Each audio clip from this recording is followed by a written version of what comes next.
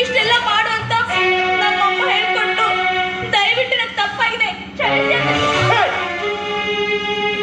ದುಡ್ಡು ಸೂಳೆಯೊಬ್ಬಳು ರೋಡಿಗೆ ಹೋದ್ರೆ ಬೇಕಾದ ದುಡ್ಡು ಗಳಿಸ್ತಾಳೆ. ಆದ್ರೆ ಸೂಳೆಗೂ ಗರತಿಗೂ ಏನ್ ವ್ಯತ್ಯಾಸ?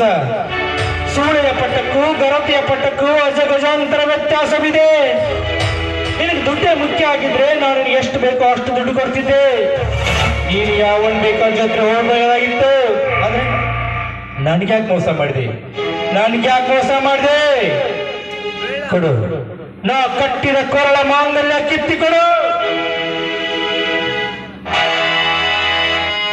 ಏನು ಈ ಮಾಂಗಲ್ಯ ಬೇಕಾ?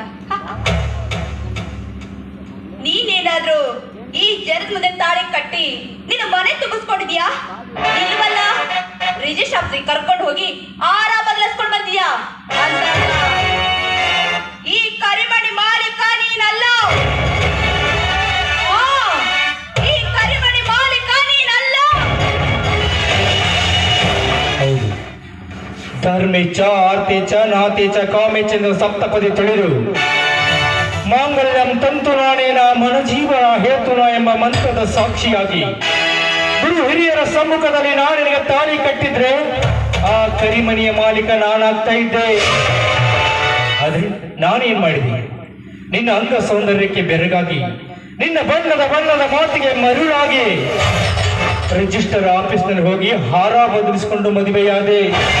ಅದಾಗ ಆ ಕರಿಮಣಿಯ ಮಾಲೀಕ ನಾನಲ್ಲ ಕಣೆ. ಅದು ನನಗೆ ಬೇಕಾಗಲಿಲ್ಲ. ನೀನು ಮಾಡಿದ ತಪ್ಪಿಗೆ ನನ್ನ ಹೆತ್ತ ತಂದೆ ತಾಯಿ ಎಲ್ಲಿದ್ದಾರೋ ಅವರಿಗೆ ಕ್ಷಮೆ ಕೇಳಿ ಅವರು ಮರಳಿ ನನ್ನ ಮನೆಗೆ ಬರೋ ಹಾಗೆ ಮಾಡಿದ್ರೆ ಸರಿ, ಇಲ್ಲ ಅಂದ್ರೆ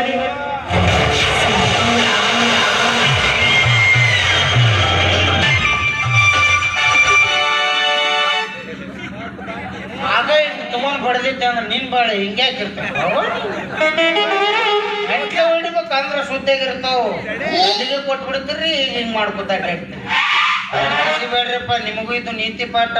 ಹೆತ್ತವರು ಹೊತ್ತು ಎತ್ತು ಸಾಕಿ ಸಲುವಿ ಅತ್ತ ಕಣ್ಣೀರು ಒರೆಸಿ ಹಸದಾಗ ಅನ್ನ ತಿನ್ನಿಸಿ ನಮ್ಮನ್ನು ಜಾಪಾನ್ ಮಾಡಿರ್ತಾರ ಅಂದ್ರೆ ಯಾವತ್ತೂ ದ್ರೋಹ ಬಗೆಯಂಗಿಲ್ಲ. ನಮ್ಮ ಮನೆ ತನಗೆ ತಕ್ಕಂಥದ್ದು ನಮಗೆ ತಕ್ಕಂಥದ ಕನ್ಯಾ ತೆಗೆದು ನಮ್ಮ ಮದುವೆ ಮಾಡ್ತಿರ್ತಾರೆ. ಆದ್ರೆ ನಾವು ಕನ್ಯಾ ನೋಡಕ್ ಹೋದಾಗೆಲ್ಲ ಅವ್ರು ತೋರಿಸಿದ ಕನ್ಯಾ ಮನ್ಸಿಗೆ ಬರ್ಲಾರ್ದಾಗಿ ಮೂಗು ದ್ವಾಡದೈತಿ, ಎತ್ತರದಳ, ಕಾರ್ಗದಳ, 12 ಹೆಸರಿಟ್ಟು ರೂಪಕ್ಕೆ ಬಂದು ಮಳ್ಳಾಗಿ ಬಣ್ಣ ಮಾತಿಗೆ ಬೆನ್ನು ಹತ್ತಿ ತಂದು ಮನೆಗೆ ಹೋಗಿಸ್ಕೊಂಡ್ಬಿಡ್ತೀವಿ. ಕೂನ್ ಇರಂಗಿಲ್ಲ, ಕೂತಿರ್ ಮನಿನ ಸುಳ್ಗಾಡ್ ಮಾಡಿ ಇಟ್ಟು ಬಿಡ್ತಾವ. ಅಣ್ಣ ಎತ್ತಿ ಹಂಗ ರೋಡ್ನಾಗ ನಿಂದ್ರಿಸಿ ಡಕ್ಕ ಡಕ್ಕ ಡಕ್ಕ ಕುಂಡಕ್ಕೆ ಸಾವು ಹಿಡಿಬೇಕು. ಮ್ಯಾಗ ಬಳ್ಳುಳ್ಳಿ ಕಬಾಬ್ ಬೇಡಪ್ಪ ಭಗವಂತ. ಹೇಗಿತ್ತು ಸಂಸಾರ? 35 ವರ್ಷಗಳ ಕಾಲ ದೇಶದಲ್ಲಿ ಸೈನ್ಯದಲ್ಲಿ ಒಂದು ಸೇವೆ ಸಲ್ಲಿಸಿ ವಿಶ್ರಾಂತಿಗೆಂದು ಬಂದ ವೀರ ಸೈನಿಕನ ಕಚ್ಚೆ ಎಲ್ಲಿಗೆ ಹಚ್ಚಿದೆಯೋ ಭಗವಂತ. ಬೇಡಪ್ಪ, ನಿನ್ನಿದ್ದ ನಿಜವಾಗಿದ್ರ ಈ ಒಂದು ಜಗತ್ತಲ್ಲಿ ಶ್ರೇಷ್ಠವಾದವರು ಇಬ್ರು. ಒಬ್ಬ ಇಡೀ ಜಗತ್ತಿಗೆಲ್ಲ ಅನ್ನ ಕೊಡುವ ಅನ್ನದಾತ, ಇನ್ನೊಬ್ಬ ನಮ್ಮನ್ನು ಕಣ್ಣಲ್ಲಿ ಕಣ್ಣಿಟ್ಟು ಜೋಪಾನ ಮಾಡುವ ಸೈನಿಕ. ಇವರಿಬ್ಬರ ಜೀವನದಲ್ಲಿ ಯಾವತ್ತೂ ಈ ರೀತಿ ಕಷ್ಟಗಳು ಕೊಡಬೇಡ ಭಗವಂತ.